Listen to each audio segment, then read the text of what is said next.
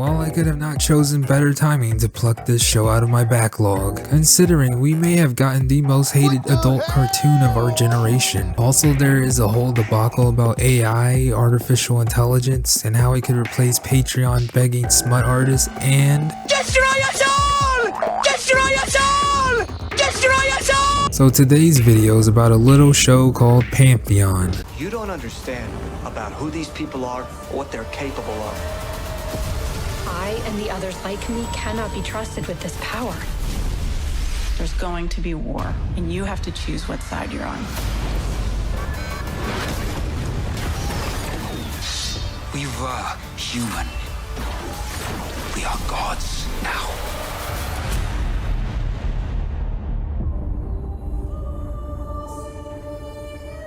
Pantheon is a sci-fi fantasy adult cartoon created by Craig Silverstein and based on a series of short stories by Ken Liu. It's produced by AMC Studios and animated by Titmouse. Now about Titmouse, I've heard of them before but never really looked into them. Turns out they made a bunch of stuff I don't care about. However, the stuff I did like from them no one else really cared about either. Like Moonbeam City, which I only really liked for its Patrick Nagel art style, and the music. It should have been like a serious show instead of a comedy, but it was on Comedy Central, so I guess it just had to be. Motor City, which is one of the coolest looking cartoons ever that no one I knew cared about as much as me, or as much as anything else on Disney XD. Honestly seemed like a show better suited for Cartoon Network instead. Lastly, Venture Bros, which is my personal favorite adult cartoon that a lot of people actually do care about at least. Besides that, didn't really care about anything else they made, especially some of the stuff that should count as a human rights violation. To be honest, I do want these guys to make a cartoon based on one of my favorite comics, Scott Pilgrim. I could see it fitting extremely well for their big boy style of animation. So before I jump into Pantheon, I want to briefly give the perspective I'm coming at when talking about this show, so you can understand how I feel about it and the current cartoon industry as a whole. I completely gave up on Western entertainment a long time ago because of just how bad everything is now, and I just embraced our Eastern overlords. Like, we used to have an equal amount of good West and East entertainment to varying degree, especially cartoons coming out, so to see the industry in such a sorry state where it's just a constant stream of endless trash is just sad. I can't remember the last time I even watched cable, but the last cartoon I've watched online through other means is Samurai Jack when it came back from the past, and it was disappointing. But other than that, I haven't really watched anything since, while just sitting on the sidelines spectating whatever dumpster fire is being currently talked about. The problem with Western entertainment now is how archaic, stagnant, soulless, uncreative, and hard focus on retarded woke political agendas the industry is now. I will take watching the worst anime of the season over watching current Western entertainment any day of the year. The majority of cartoons and adult cartoons now are complete trash, and it's been that way for too long. Or things that were good have just gone on well past its prime. A lot of this stuff barely can count as entertainment. Maybe entertaining to bash in a YouTube video, but to actually watch, no way. When I heard about Pantheon, I was skeptical. Its art style is pretty plain looking, not bad, but at least it wasn't the ugly CalArt style. Yes, I use CalArt to describe that rancid Tumblr style. Screw that overpriced school. So it's an adult cartoon without an ugly, crudely drawn style, not comedy focused, isn't based on some cape shit, while also not really being an action show in general. Shocking, I know, but what really sold me was its story premise being centered around something I'm super interested in, which is UI, or uploaded intelligence, transhumanism, dangers or benefits of technology advancement, and all that other sci-fi, cyberpunk futuristic nonsense. I don't know what it is about that genre having absolute kino movies and shows, but anyway, let's just finally get into it. Spoilers ahead, not really gonna go balls deep into detail over everything, but this is a review and you've been warned, because I will be spoiling major things in the story. TLDW, I think you should watch the show. The show focuses on 3 characters, the first being Maddie Kim, who is more of the main protagonist one out of the 3. She is a shy 14-year-old high schooler who gets bullied a lot and has a knack for technology and programming, which she learned from her father. She is very much a daddy's girl. Her and her father are like the heart or centerpiece of the story. Caspian, who is canonically named after Prince Caspian from Narnia. No. That's Casper the Unfriendly Goth. Caspian. Oh, like, Narnia. Sorry. No, you're right. Narnia. Come on, before he shoots up the school. Don't you hear the strange talking beasts? Hannah! Like Montana.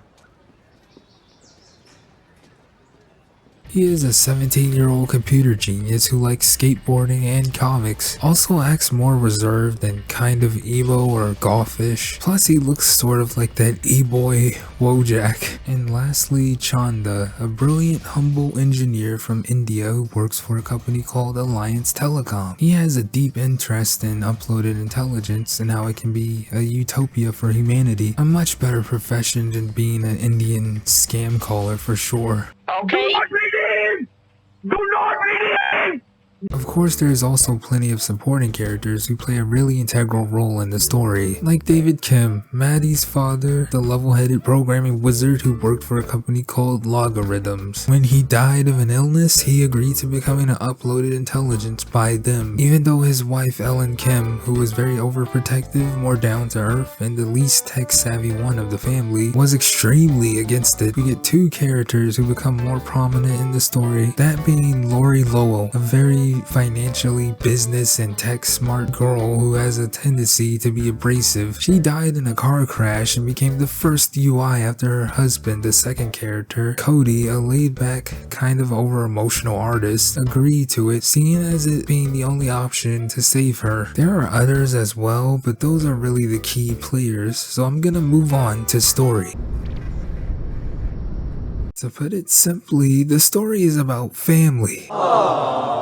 No, seriously, shocking to watch an adult cartoon that actually portrays family in a positive light, as opposed to the stereotypical dysfunctional family of people who hate each other. The heart of the story is about Maddie simply wanting to spend time with her dad, who was taken away from her too soon. And since he is a UI now, she is determined to do anything she can, including threatening a massive shady corpo to protect her dad and keep him from being erased. She is truly the best daughteroo. On top of that, her mom Ellen, after having moved on past David's death, having to just adjust to him being a UI now back in her life, makes for some really good family drama. Like, I'm no pansy or anything, but it was genuinely heartwarming to see them reconnect again. I also really like Caspian's story, where he comes from a not so normal family, and he later finds out that he's actually been Truman showed his whole life, and him realizing that he is just a clone of the genius founder of the company Logarithms, Stephen Holstrom, the man he was being raised to act just like. So for some reason, Steven is a Steve Jobs XP. That threw me off when I first saw him. It's just weird.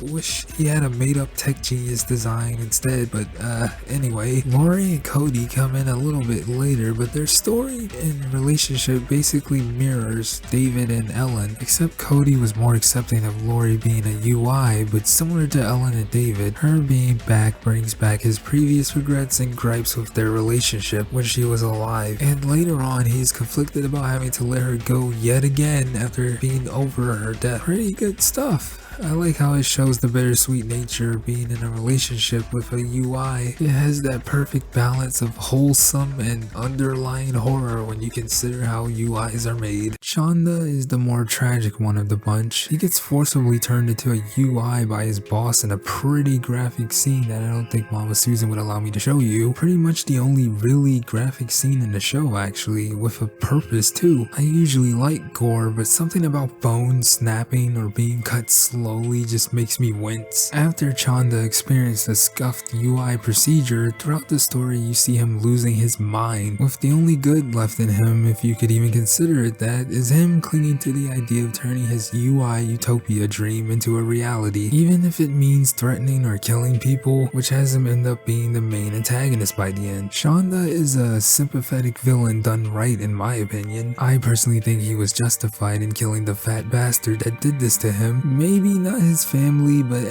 casualties. Like, Chanda wanted to genuinely use the UI for the advancement of humanity, but he got to experience one of the worst outcomes and uses for it, that being a never-ending wage slave, so his bitterness and anger towards humanity is pretty understandable. Pantheon does set up and pay off really well for each episode. It gives the viewer enough info and a mystery to unravel. The story delivers on it next episode, but it never reveals its full hand, so you are still speculating what could happen next. Doesn't even do curveballs to try and wildly subvert expectations. It's like what most streaming shows try to do, but instead very poorly. Or they'll just do a Jar Jar mystery box that leads to nothing. Pantheon is just really good. It has a lot of characters in the story, but what shocks me is that each one gets proper amount of screen time and character arcs. The way they develop over the course of the story is great. Like, it just blew my expectations at how engaging the show was from beginning to end. Can't really think of a cartoon in recent years that has genuinely hooked me from beginning to end with its story, let alone remain consistently good. I was expecting it to be boring. I went in with low expectations because very few cartoons and even shows in general can really pull off having multi-character drama primarily focused on talking and relationships, with action taking a back seat, and it remained engaging throughout.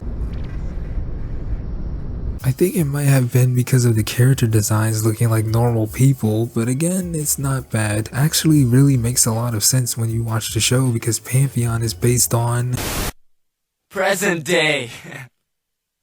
Present time.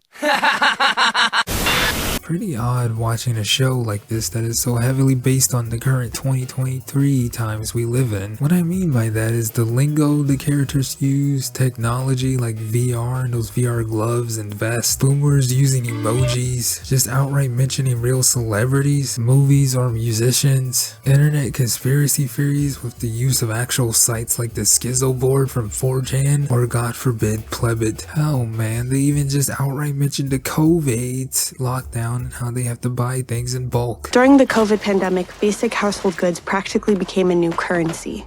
The shopping list for the Singularity Wars is pretty much the same, with maybe a few changes. Batteries, cured meats, eggs, rice, pasta. Ice.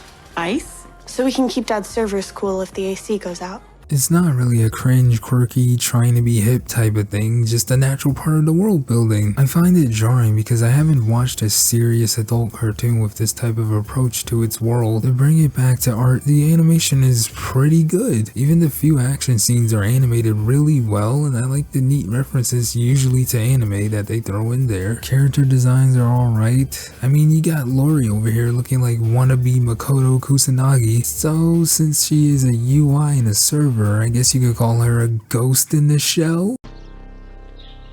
Take him to Detroit. No! No, not Detroit! No! Designs are just normal people and that's fine. No spot the main characters here. And you know what? They even included literally me in the show.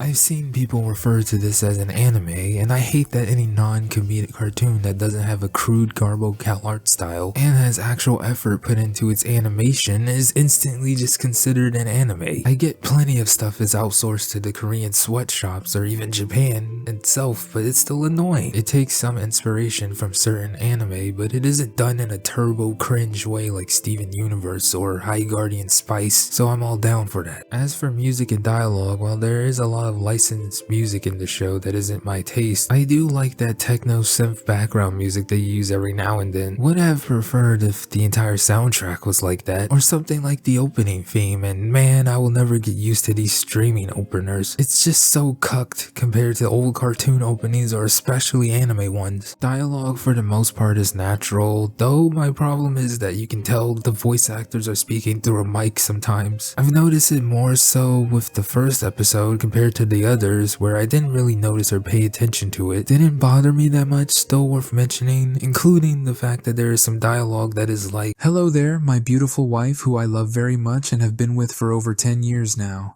Hello, my husband who I love very much and have been married to for over 10 years now because of how smart, tall, cool, based, and strong you are." You know, expository dialogue. I didn't mind it that much, but it's still a criticism worth mentioning. The most blatant example is the start of episode 8, where a new side character gets introduced, and it felt a bit rushed for how they introduced her to give us her backstory.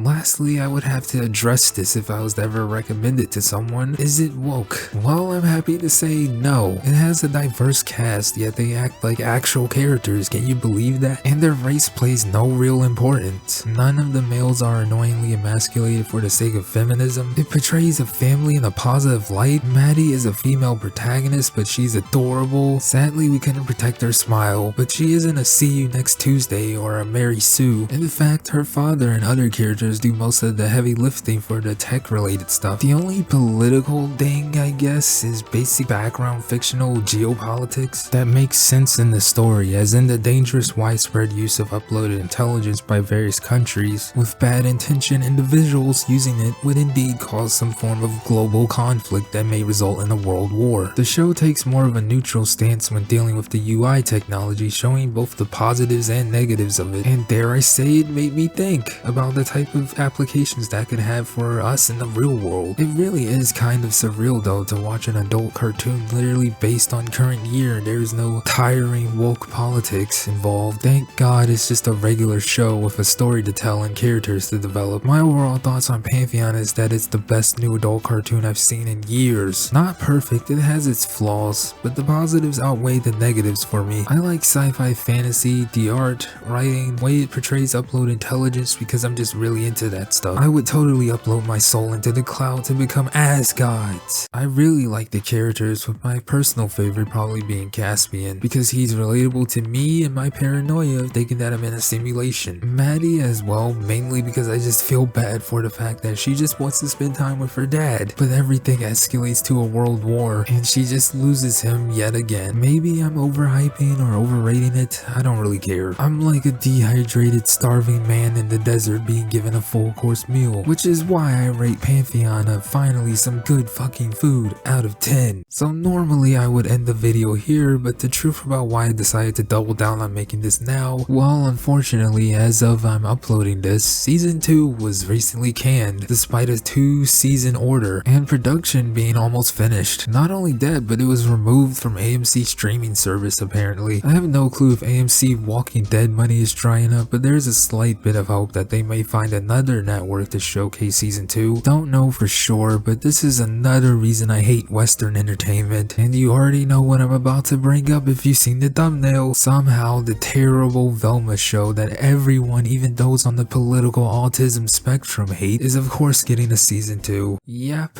is real. I've seen people say that this is because of hate watching, and well, no. How it works is that these companies order a certain amount of seasons, like how crybaby Kevin Smith's terrible He-Man reboot was always gonna get another season regardless of fan backlash. I swear bad shows like that only get away with it out of pure spite. I know AMC and HBO are two different beasts, but good cartoons being canned while shitty ones continue has been an industry staple for far too long. Nothing has changed, even when these corpos start bleeding money, and of course animation is the first to go, granted most of the time deserved, yet somehow the bad shows always survive. I just want more new adult cartoons cartoons like Pantheon focus on just telling a good story instead of cringy, spiteful garbage made by people that hate the audience like Velma. It's just very tiring having a decade of this type of crap. I want to end this video on a non-sour note and just say if you like Pantheon, recommend it to someone else who might like it. Kind of tired of bad media we all know is bad dominating online discussion. Recommend Pantheon to somebody who just wants a decent cartoon to watch. Similar to a conflict in the show being forgotten by the rest of the world, I can at least tell everyone that this show was here before it disappears. That's all I gotta say, and I'll see you when I see you.